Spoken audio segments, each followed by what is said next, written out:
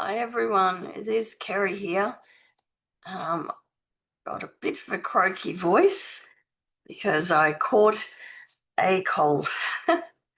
um, so I've been in Tassie last week, so we didn't have a Tuesday chat last week, but we're back. I'm back on board, and I either caught a cold from my grandchildren who were coughing all over me while I babysat on the weekend, or I caught something on the plane, which is probably more than likely that I caught it at the airport, but that's it. We're gonna work our way through. So yeah, excuse the croaky voice. All right. Hi Christy. Yeah, I'll wait a minute and let everyone get on. So yes, back to it with our Tuesday art chat. Hi Odad as well. Um, it's always I'm always trying to think of things to talk about on the Tuesday art chat. But today I'm going to rehash something we've talked about before. So I'm going to talk about pricing your art.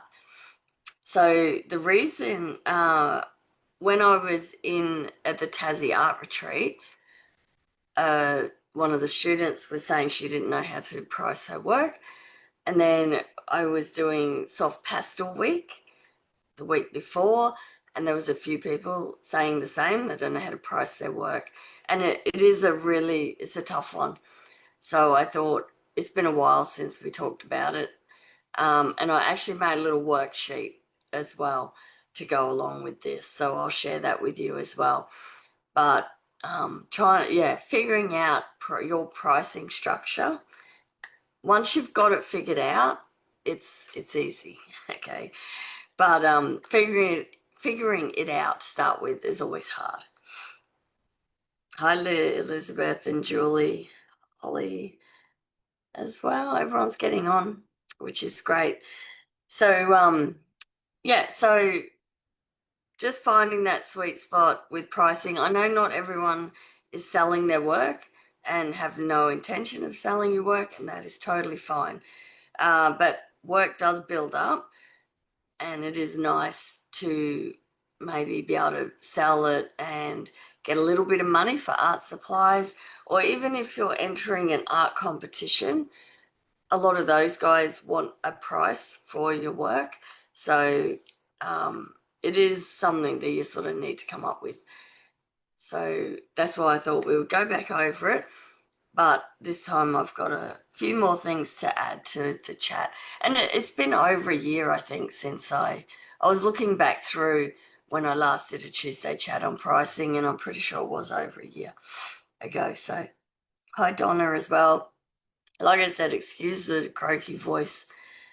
I have got a little bit of water here, so if I need it, if I go into a coughing fit. Hi, Rebecca, as well. Okay, so and Deb's on as well. I've got to stop looking at the chat. I get carried away. Okay, so beginners quite often will price too high and can scare away a buyer. And then some sort of seasoned artists price too low and then cheat themselves out of what they're worth. And somewhere in the middle is that sweet spot that we need to figure out. Okay, and that's where you'll find it's the right price for you. And prices aren't written in blood. Of course, you can change them as you get better and better. So, Chrissy, any chance you can quickly cover spaces for framing?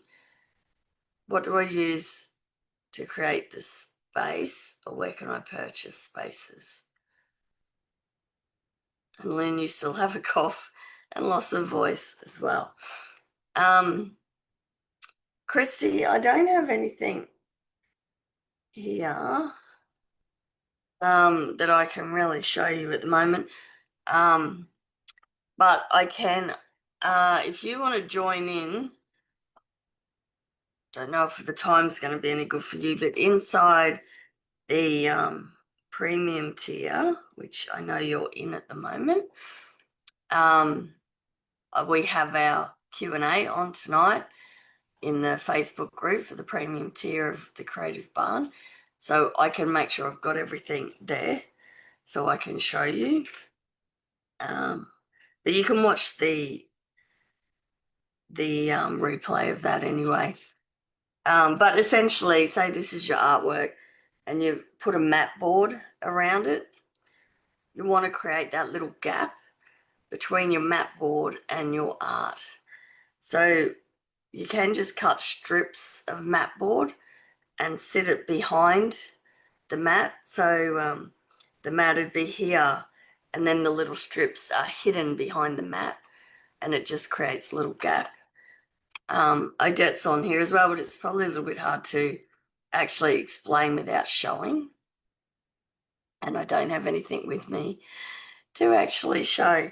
So yeah, if you can get on the Q&A tonight, or at least watch a recording, I've made a note to talk about that tonight.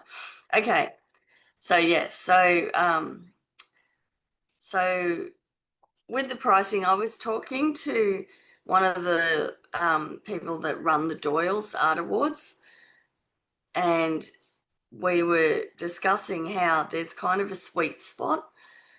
So she was saying that the Doyle's Art Award is a fairly well-respected award here in Queensland, and they sell a lot of work. I think they sell nearly 30% of the work that's on display, which is quite high. And she was saying there's a sweet spot between around $300 to $1,000. Now, there's a lot of work in the Doyles that is $10,000, a few $1,000s, but they find that any work price between that 300 to 1,000 is what sort of sells. And I sold a piece there and I had 990 on it. And it's sort of a set price that I work on. So like I was saying, once you figure out your set pricing, then it makes it quite easy to price your work. And my one sold at that 990, so it was just under, sort of just in that sweet spot. Now, of course, it all depends on how experienced you are and what type of work, all the rest of it. That is going to determine your pricing. Okay, but it was just interesting to hear that there is a sweet spot. Okay, that is what people sort of, there's not as much barrier, I suppose, to people buying it. Morning, Tanya and Jeanette as well. Andrea's on and Sharon's on. Awesome. Okay, so beginners sort of overprice their work. So sometimes if you're just beginning, you want to cover all your costs, of course, your materials, your time, your framing. They all add up, of course, but time is a very hard one as a beginner. You can't really price for your time as an hourly rate, okay, because you're still a beginner, so you're still learning. So you could work out an hourly rate, but of course it's going to be a lot lower than a more experienced artist's hourly rate. But I don't think you need an hourly rate. I think you should have a pricing structure that just works for you. Okay, and then you don't need to worry about an hourly rate. Okay, also beginners, they compare themselves to more established artists. So seeing similar work for, say, $2,000, and you think, well, mine's just as good as that, but you're not considering the reputation or the collector base or the track record that those artists have built. Okay, so I know I've seen it before and done it myself and gone, God, how do they sell it for that? But they've spent years and years getting their collector base and honing their craft, even though it might be not be what you like as art, but you know, art's subjective. Everyone has their favorites and everyone likes certain things. But when you see artists selling their work for really high prices, it's because they've built their name up. You know, so don't compare with others that aren't on the same level as you. And also, I think a lot of beginners sometimes price emotionally, thinking again of all the time you've spent, um, and that's where we fall back to that hourly rate. Even though, like I said, art isn't really as straightforward as time for money product. You could have a beautiful, no, maybe abstract, but more representational art that doesn't take quite as long as, say, someone who does really hyper realism. And you've got two different markets there. So they could both be priced the same, and someone might have spent 100 hours on it, and someone might only spend 5 hours, but they could both easily sell for the same price because you're targeting different markets. So I think if you were, say, a hyper realist, you'd have to understand that your art is not going, you're never going to get your hours back as an hourly rate for that. So, oh, here we go. Odette's answered Christie's question. Smaller than your top mat, double sided, the underset.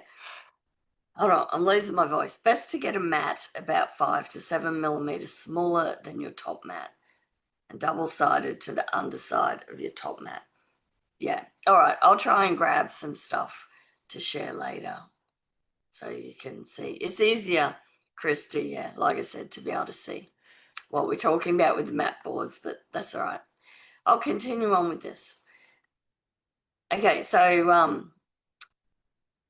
if you're brand new or fairly new and you're pricing your art at 1,500 plus, your work might sit unsold, and that can kind of hurt your confidence and your momentum. So I think to fix that, you need to start with an accessible entry point for your audience and build a collector base. And then you can increase your prices gradually as the demand grows. Okay, and then on the other hand, you've got more experienced artists that underprice their work. So they're sometimes scared of losing sales by thinking if I put too high a price on, no one's going to buy it, or they undervalue their skill. Sometimes they'll think, oh, it didn't take me that long, but you're not recognizing the decades of experience that made it possible to work faster. Or they might just want people to have their work, which is quite generous, but can backfire if you become the cheaper artist in people's minds, especially with friends and family. I find I'm shocking at it as well. If a friend of mine says, oh, I love that piece, I'm always pretty much just giving it away for what it costs, where, it is underpricing my work, definitely. So the problem with it is if you consistently underprice your work, it doesn't just hurt you, but it can also lower that perceived value for everyone that's in your niche. Okay, so we used to have this with our sign business, making sure when we had you would get sign writers like that were new to doing signs for people, right? And they would all buy their vinyl cutting machines. Like nowadays you can buy a Cricut machine, but think of a Cricut machine but on a much larger scale. So essentially you didn't need any experience to become a sign writer, not like years ago when you had to do an apprenticeship and learn how to hand paint. Now anyone could buy one of the vinyl cutters and become a sign writer, and they would underprice just to get a job, and it sent a lot of sign writers broke. It sent a lot of the businesses down the tube because they would just come in, undercut everyone, and it's not good for the whole industry to do that. So similar for art, if you're selling your work at $50 or $100, you're undercutting the value of everyone else's art. Art's a luxury item, so it should be seen as that. Okay, not something like you can go to King Kong sales and buy a print that's hand embellished if you want, if you want to like buy something cheap, I suppose. Whereas original art should be classed as higher. Okay, so don't, as if this is like talking about this as an experienced artist, don't undersell your work because, like I said, it doesn't just hurt you; it hurts everyone in that's in your niche by doing that. Okay, so how you can kind of think about this is look at your sales history. If everything sells quickly, then you're due for an increase. And price your work for perceived value, not just time and materials.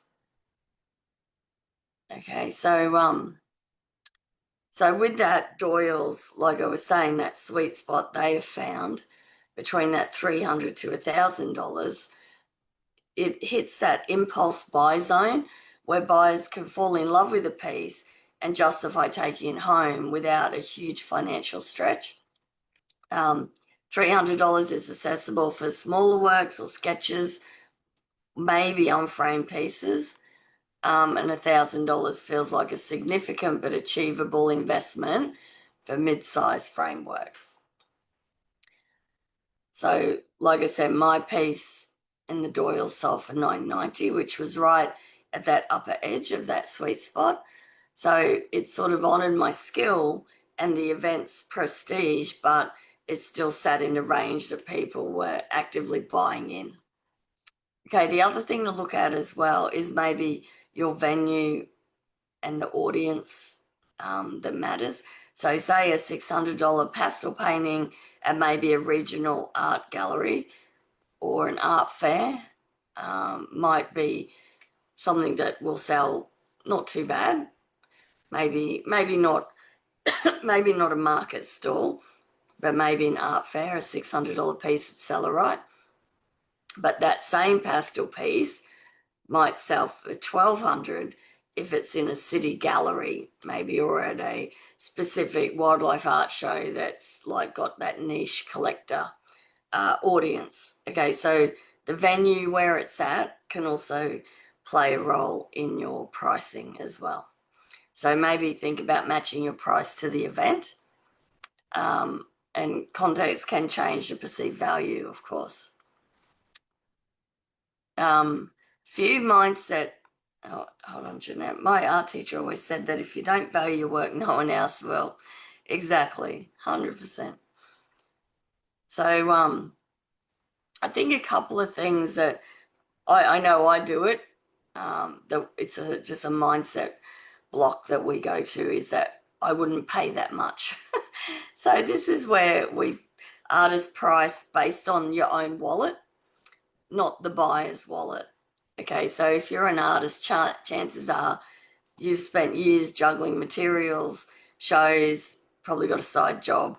So spending like $2,000 on a painting isn't your normal Tuesday shop sort of thing.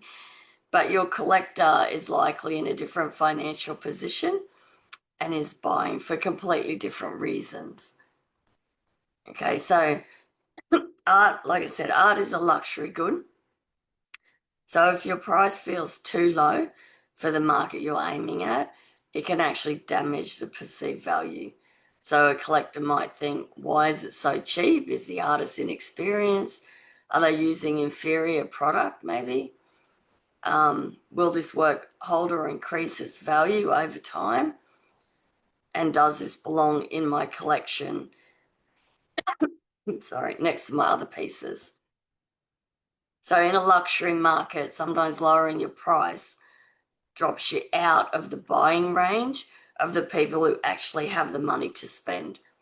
And that it's so true that I know myself, I couldn't afford to spend that.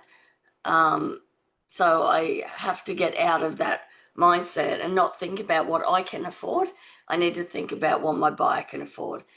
And like I said, if you can afford to buy art, then it's a luxury item. Okay, so you're not you're not working two jobs just to make ends meet. Okay, you're not going to buy art, so they're not your audience. So you don't need to bring your price down to suit someone who's got hardly any money. Okay, your prices need to reflect your art, the time you've put into it, the skill you've gained. And it's, yeah, a luxury art collector, they won't buy something that looks like it's too cheap. Okay, because they're always seeing why is it that price. Okay. Um, then the other thing to think about is other artists aren't your primary buyers. It always makes me laugh when in Facebook groups, like artist Facebook groups, like my public group, Drawing Wildlife and Nature. It's for artists, for people that love to draw animals and nature in any medium. But occasionally I'll get someone on there trying to sell their art. And it's like, you're totally not in the right market. So you shouldn't be trying to sell your art to other artists. If, say, you've done a dog portrait, go and find a Facebook group of dog lovers, and then they're your audience, not other artists. Okay, some artists, of course, do buy art, but they're not the bulk of your market. They're usually more trading, swapping, or buying smaller works that they love. So your main buyer demographic is almost always non-artists that have disposable income who buy for passion, status, connection, or investment. Um, Donna, as a new artist selling pics, how important is it to have care instructions and a certificate of authenticity? Um,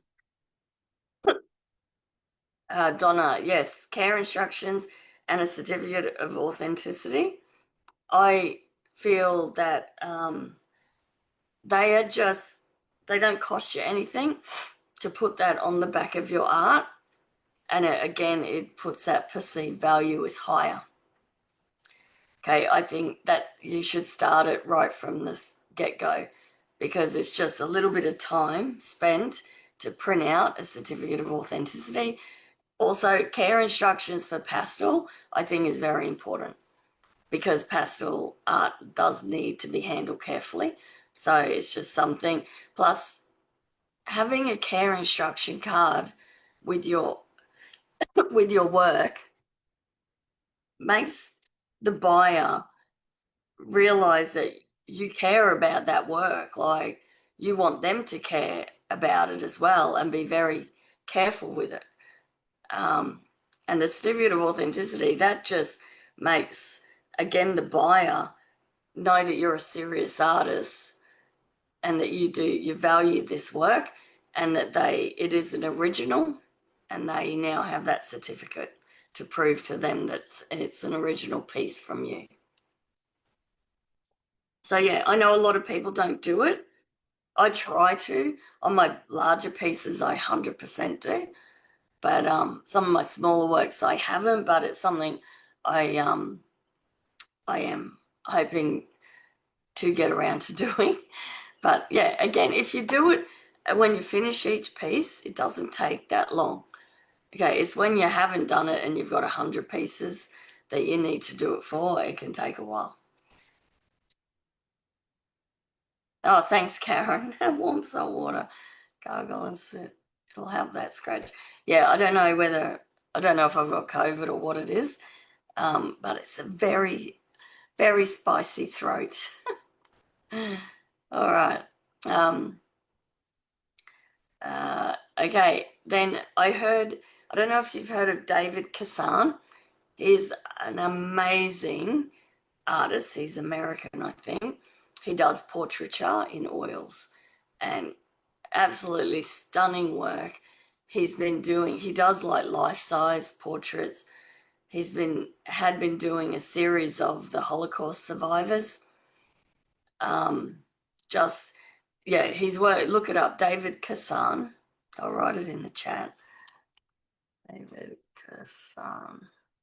Um, but I was listening to a podcast interview with him the other day, and he was saying he can't afford to buy his own art. And I thought, that's so good because the price is set for the collector, not for the creator. So it's not about what we can afford as the artist, it's about what the market for that work can sustain. Okay, so his work would sell for a lot of money, but I was also quite fascinated. He was saying he teaches to try and earn money because his art doesn't make money, even though it would sell for well over 10,000 a piece. He paints what he wants, like what is inspired. So, like I said, he was doing a whole series of the Holocaust survivors. Now, that's not something that the average person wants to put in the house, and they're life size, they're huge. So his stuff belongs more in museums, I suppose. So it was just quite an interesting take on this is a guy that is the most amazing artist and has spent his whole life honing his skills, but he doesn't make a lot of money from his art, even though his art is priced very high. It's he doesn't paint to sell, essentially. Which, yeah, again, is perfectly fine. But I just love that he said he can't afford his own art. And I thought that that's something you need to think about. You shouldn't be able to afford your own art as you get better and better. Okay. Um, all right. I want to share my screen because I made this little worksheet.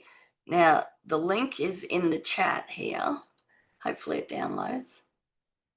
I've just got to find it. Because I thought, share.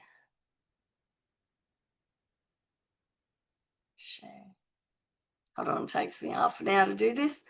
Okay. I thought if we can make it easier for you to have a pricing structure, then you can just stick with that. I have 3 price ranges. My larger work sells, I know I've sold 7 or more at 2,500 each. So I know that works for me. Then my middle range is like the one I just sold at the Doyles for around that $1,000. And then I have a lower price. Okay, so and with me, my larger pieces are pastel, fully framed, and they're a full sheet of pastel mat. So I have essentially 3 sizes as well. So I work off a full sheet of pastel mat. Framed is 2,500, but I've built a client base. So it's not something you could start off doing. You need to build up and find your market for that.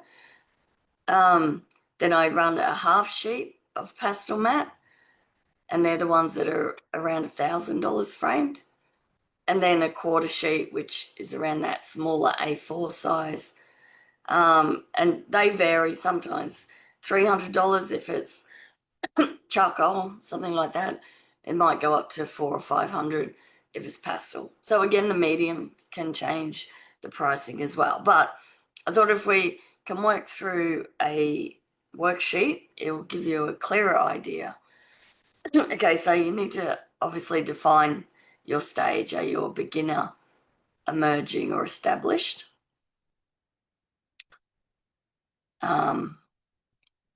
Also, definitely research other artists.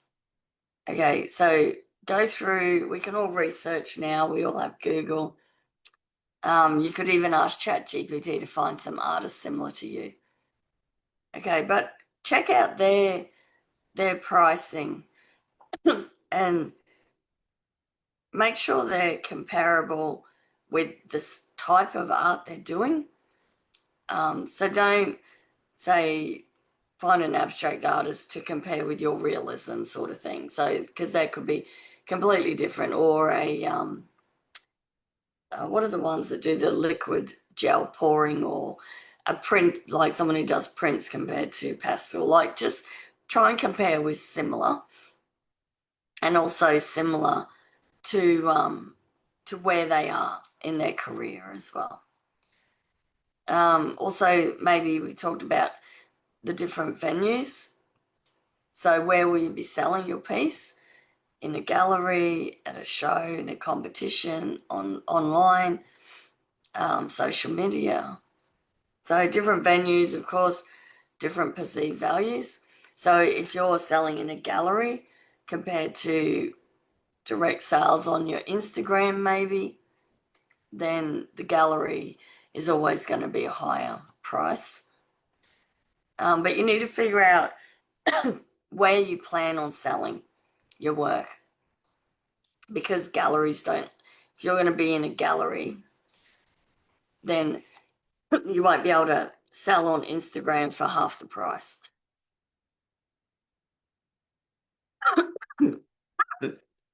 Sorry. Okay. Oh, God. Now I've got coughing. Calculate your baseline price. And then oh, match to the sweet spot. And then test and adjust. And then work out a pricing ladder. Okay, so this is where I was saying I have 3 different pricing structures. Keep it simple. Okay, try and keep it all similar size. Like you have three different sizes, 3 different pricing structures. I think the simpler it is, the better. Then now, like for me, I know if I'm using a full sheet of pastel mat and I'm getting it framed, my price straight away is 2,500. If I'm doing a smaller piece that maybe is in charcoal, I know my price is about $300. Okay, but this comes with time, and the more you sell, the more you'll start to figure out your pricing structure. Okay, but definitely, I think if you run through this worksheet, and like I said, you can download it in the chat here, but if you go through that worksheet and really start to think about it, but like I said, just keep it simple. Don't try and price every single artwork differently. Just batch your art. You might not do large pieces. You might only do smaller ones. So, which is fine, but just batch them into size and medium and just set a price. Okay. All right.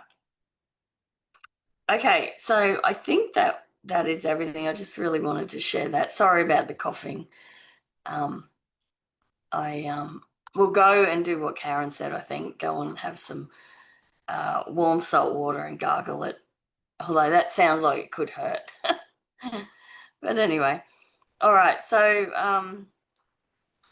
I think that was everything. I can't see any other questions in here. Yep. All right, guys. Well, I'm going to cut it a bit short because, yeah, I need to go and sort this cough out. And like I said, I can't see any more questions coming in, but hopefully that has helped a little bit for anyone who has been struggling to price. Like I said, go and click on that link, download that worksheet, and just run through it. And hopefully that'll give you a better understanding. Okay, I know it's hard when you're first starting out as well. Oh, thanks, Rose. Yeah, trying to figure out that, but yeah, definitely research some other artists and try and yeah, figure out where you sit with that. All right, guys, I'm going. Okay, thanks everyone, and I'll see you next week.